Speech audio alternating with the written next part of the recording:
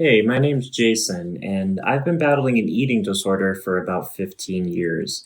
And that's usually about as far as I can get before somebody says, "Oh, wow, you're a guy battling an eating disorder." It's just something you don't hear a lot about, but it's something that exists. And that's why I'm sharing my story to get out there so that other men know that it's okay to say, "I'm not okay." And it's okay to talk about mental health and mental illness. And another reason why I'm sharing my story is the eating disorder that I've battled is called orthorexia, which again is something that a lot of people just haven't heard about. Orthorexia is essentially an obsession or addiction to healthy, clean eating. In my case, I kind of took all those things you hear from fad diets and from influencers online and morphed them into just a very restricted diet that consumed me mentally, emotionally, physically, socially. It just took over all aspects of my life to the point where I hit rock bottom in the summer of 2020. My husband raised his concerns about the way that I was eating, and he saw this unresolved pain that was going on inside from losing my parents during my teenage years and going through financial hardships and a falling out from my family in the aftermath. And it was through hearing him say that he was concerned about me that my eyes opened to the fact that there is something going on here, that maybe I do need help. And I touched base with my doctor. He diagnosed me with an unspecified eating disorder, anxiety, and OCD. I immediately started working with a therapist and engaging in open and honest conversations. And to me, that's one thing that I want to share to everybody out there is to have open and honest conversations, embrace vulnerability, wear your heart on your sleeve, show your true self. I hid mine for so long and it caused so much pain and it manifested into an eating disorder. But through working with my therapist, I realized things that were going on in my life that I didn't even know.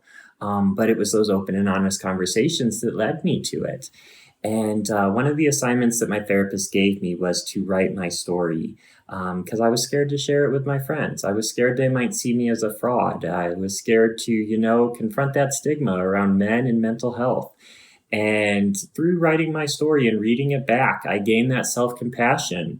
I felt bad for the person in that story, and that person turned out to be me. And that's the first time I think I'd engaged in self compassion or actually felt valued for a long time.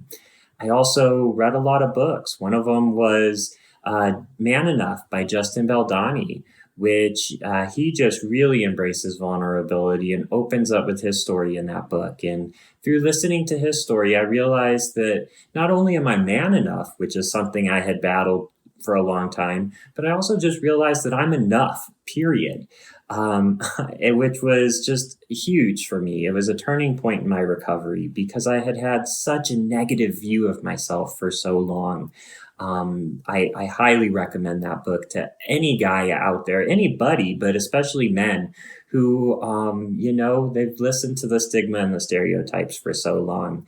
I'm here to confront those stigmas and stereotypes. That's why I launched my blog, Orthorexia Bites. That's why I've got a book coming out soon, because I want to share my story and say it's okay to not be okay. I'm a guy with an eating disorder. I battle OCD and anxiety, and I'm not ashamed to admit it. And I think that's so important to hear because I know that there's other men out there who are battling in silence, just like I did for so long. And it doesn't have to be like that. I have told myself throughout my recovery to trust the process, embrace the process, and eventually enjoy the process. And I'm looking at it like I'm climbing a mountain and I'm enjoying the scenery around me. I'm embracing the challenges. I'm embracing the tough days as learning days and days to grow. But I am celebrating the small wins too. And it's just made this entire journey just that much more powerful, that much more healing. So before I close today, I just want to encourage every man out there who's going through something right now to share it. The strongest man in the room has nothing to do with how much you can bench or how much you can lift. It has to do with being open and honest about what's on your heart and what's going on inside right now.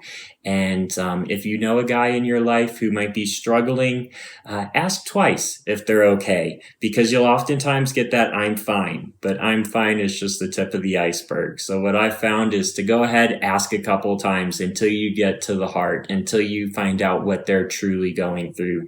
So embrace vulnerability, be authentic, and above all, like I say, trust the process, embrace the process, and eventually enjoy the process. So these are the types of conversations that we need to be having. This is how we change the narrative. And I'm just so appreciative for you taking the time today to listen to a little bit of my story, and together we can make the change.